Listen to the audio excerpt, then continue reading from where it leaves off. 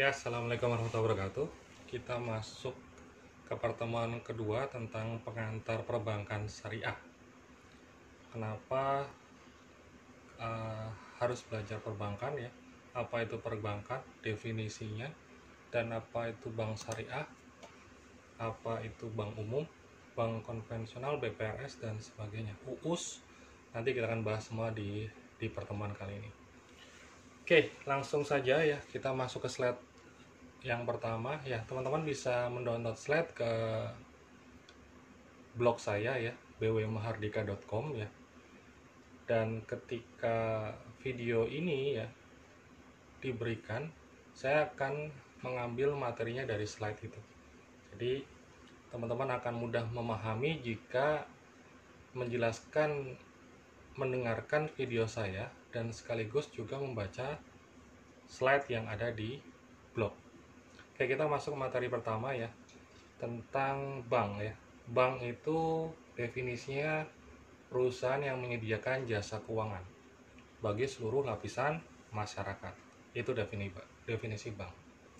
Fungsi bank itu sebagai intermediasi atau perantara antara masyarakat ya yang membutuhkan dana dengan masyarakat yang kelebihan dana. Jadi ada kelebihan dana, membutuhkan dana, bank yang di tengah gitu ya. Jadi masyarakat yang kelebihan dana menabung ke bank, dan bank gitu ya, bank memberikan dananya gitu ya bagi yang membutuhkan dana tersebut, biasanya pengusaha. Itu fungsi bank.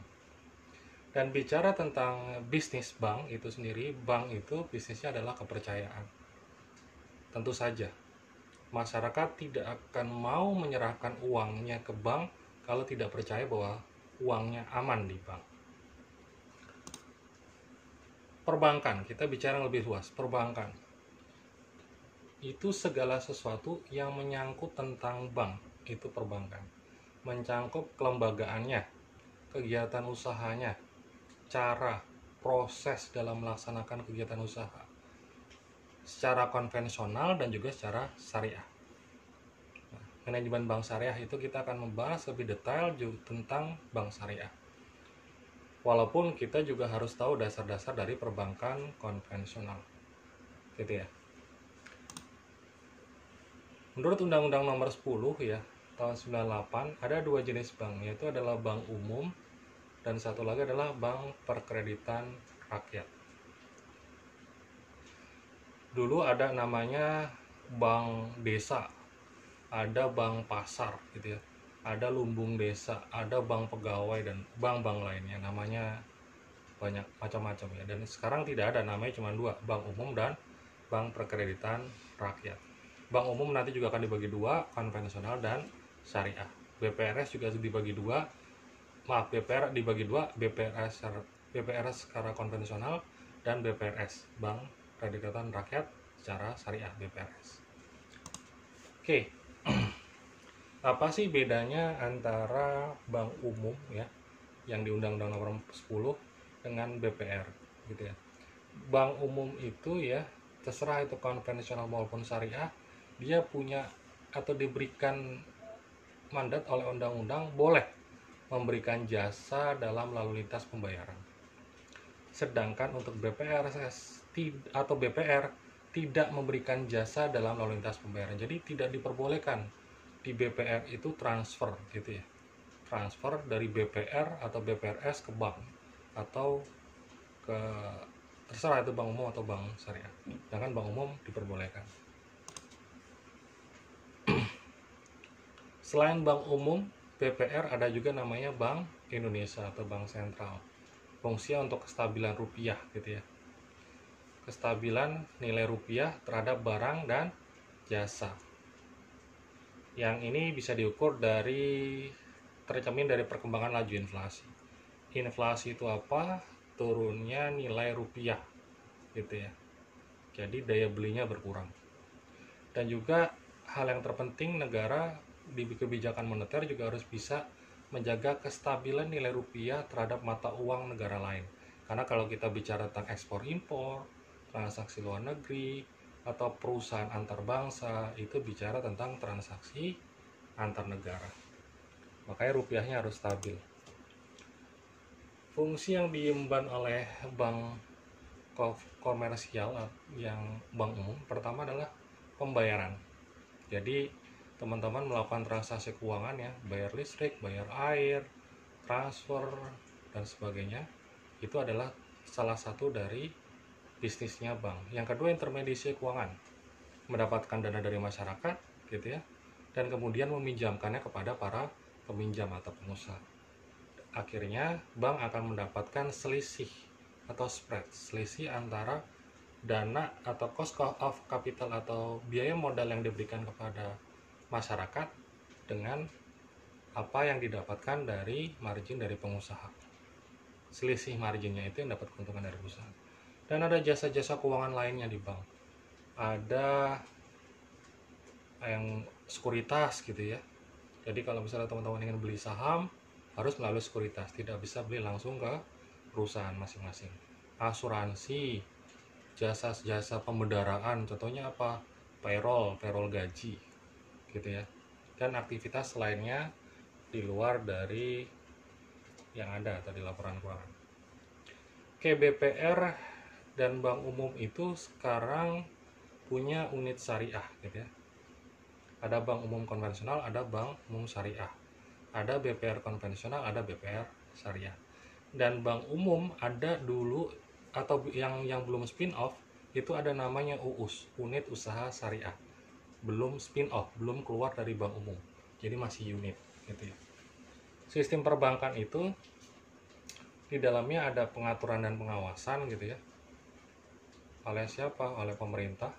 Di situ ada OJK, ada pengawasan bank, ada Bapepam dan sebagainya.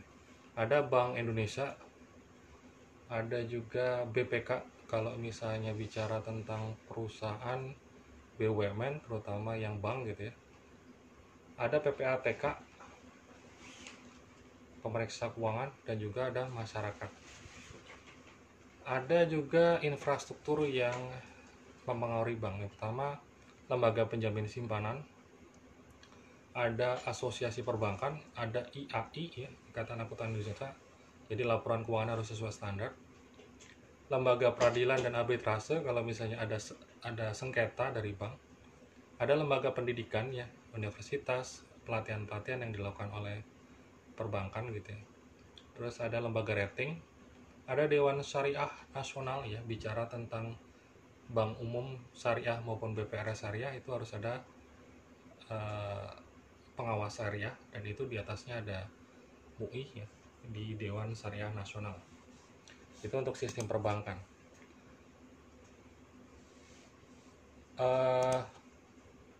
Perkembangan perbankan syariah ini cukup besar ya, cukup cepat, dan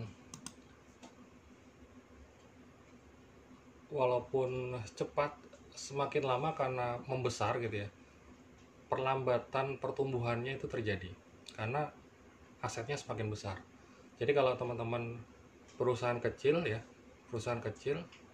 untuk bisa mendapatkan omset 100% itu mungkin, tapi kalau udah asetnya besar itu semakin pembaginya adalah asetnya semakin besar adalah semakin mengecil gitu ya.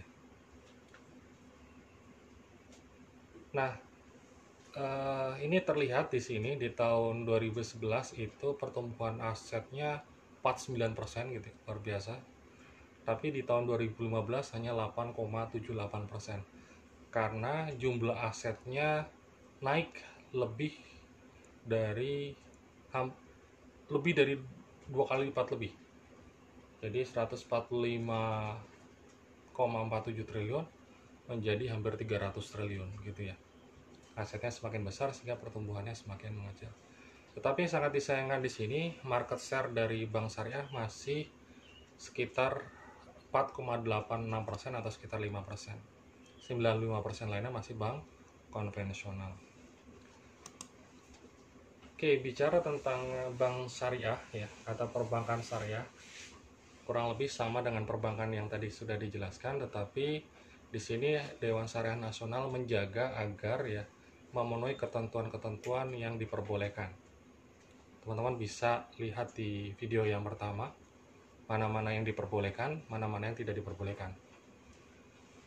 Ya tentu saja menghindari kayak goror, maisir, riba, dan sebagainya. Intinya konsep kemaslahatan ini harus ada dari hulu sampai hilir gitu ya. Mulai dari menghimpun dana ya, mulai dari wadiah sampai penyaluran dana mudharabah musyarakah. Nanti bicara tentang produk dan jasa perbankan syariah, teman-teman akan dapatkan itu di pertemuan ketiga atau keempat nanti. Oke, saya kira cukup tentang sekilas perbankan syariah ya. Teman-teman memahami bahwa di Indonesia ini ada 3 bank umum, BPR ya, dan satu lagi bank sentral.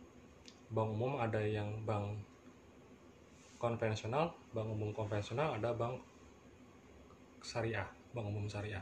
Ada juga BPR umum, ada BPR syariah. Dan di Bank Indonesia ya, untuk yang mengurusi bank syariah maupun BPR syariah itu adalah IB, Islamic Bank. Mungkin sekilas tentang pengantar dari perbankan syariah cukup sekian. Assalamualaikum warahmatullahi wabarakatuh.